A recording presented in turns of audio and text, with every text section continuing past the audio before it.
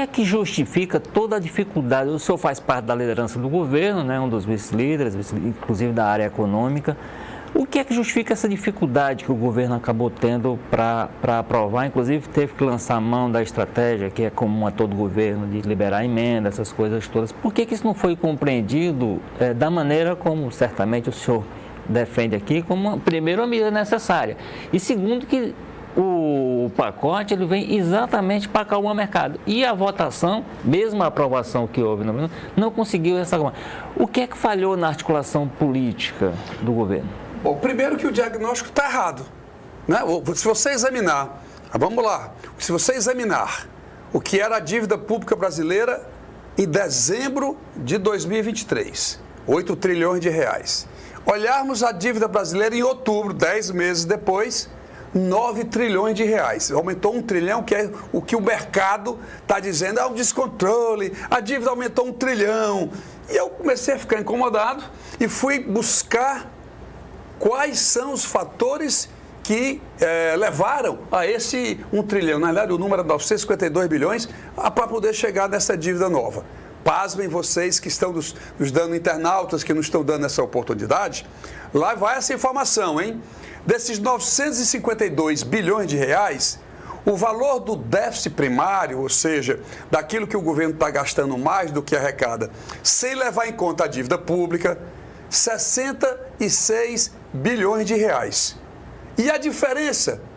A diferença, 815 bilhões de reais é para pagar o sistema financeiro. São juros reais mais elevados do mundo. Eu estou tirando aqui a Rússia, que a Rússia está em greve. 815 bilhões. Gente, será possível que ninguém diz isso? A imprensa brasileira parece que está proibido de falar. E tem essa diferença de variações cambiais que afetam alguns contratos aqui dentro. Mas o grosso, 66 bilhões de déficit primário, que era para ser 31, e 815 de juros. Aí eu sou muito demandado, Walter, para ir dos bancos, do sistema financeiro. Aí eles dizem assim, mas deputado Benevides, o senhor não acha que a nossa taxa de juros tem que ser alta para financiar 60 bilhões, 66 bilhões de reais? Aí o contraponto é, olha gente, eu até compreendo que vocês possam querer uma taxa de juros maior. Agora, vocês cobrarem a maior taxa de juros real do mundo, não tem explicação macroeconômica. A Argentina, 4 anos atrás, deu um calote na dívida. Vou repetir, hein? Deu um calote na dívida. A taxa de juros da Argentina é menor do que o Brasil. Portanto, esse prêmio, nós economistas chamamos esse prêmio de risco que o mercado financeiro está cobrando para financiar a tal dívida pública, não tem o menor sentido. Engraçado, para eles tem que ter 800 bilhões para dar para eles. Mais um déficit de 31 bilhões, que é o que vai terminar o ano, que é o que está dentro da meta. Isso aí para eles é coisa do outro mundo. Deputado, agora o que está apontado é que esse cenário vai piorar, né? Que a ata do Copom sinalizou 14% para daqui a 3 meses como taxa de juros. Né? Pô, tá absurdo. A gente fazendo esse esforço danado de 35 bilhões no primeiro ano e 40 bilhões no segundo ano, e todo mundo diz, não, esse pacote é muito pouco, 70 bilhões não resolve nada. No mesmo dia, olha lá, gente, no mesmo dia o Banco Central aumentou a Selic em 1%, isso dá 60 bilhões, e ainda fez um forward guidance, ou seja, uma direção futura do que é que pode ser, mais 1% e mais outro por cento. Nós estamos falando de 180 bilhões de reais. Ninguém diz nada.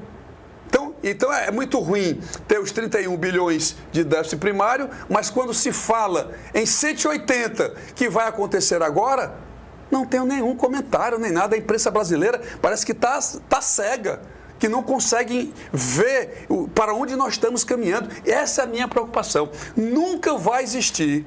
Outra conclusão, hein? Discuto isso muito com meus alunos lá no CAIM, meus colegas professores, desde 1999. Isso aqui quero deixar para a história também. Desde 1999, Walter e Raquel, quando foi instituído o que se convencionou chamar de tripé macroeconômico, o que é isso para a gente explicar aqui aos comerciantes, aos jovens, né, que nos prestigiam nesse exato momento, que é o seguinte, ou o Brasil consegue, vamos dizer assim, barrar o que eu vou dizer agora ou não tem solução. Desde 99, até hoje, quando foi implantado esse tripé macroeconômico, nunca se teve um resultado primário, ou seja, receita primária menos despesa primária maior do que zero, nunca teve um superávit primário que fosse capaz, Walter, que fosse capaz de pagar pelo menos os juros da dívida. Os juros são tão elevados, por isso que a dívida brasileira vem crescendo, e aí o contraponto final que eles dizem é o seguinte: estava num debate em São Paulo, semana passada, aí uma pessoa se levantou, um ex-ministro, eu vou já dizer quem é. Ele disse: olha, esse modelo nunca vai produzir uma estabilidade intertemporal da dívida, ou seja, ao longo do tempo da dívida, porque nunca ele reduz. Aí esse ex-ministro disse: olha, eu acabei de sair do ministério, vocês já estão sabendo o que é que eu estou falando, acabei de sair do ministério, a dívida baixou de 76% para 74% do PIB. Aí, foi mesmo? Você só baixou porque o BNDES devolveu 306 bilhões de reais para o Tesouro, e o TCU disse que esse dinheiro só poderia ser usado para amortizar a dívida pública brasileira. Assim até eu reduzo também. Então, o modelo que está implantado no Brasil, ele não resolve essa equação, e nunca o Brasil terá um resultado primário que seja capaz de pagar 800 bilhões de juros. Agora,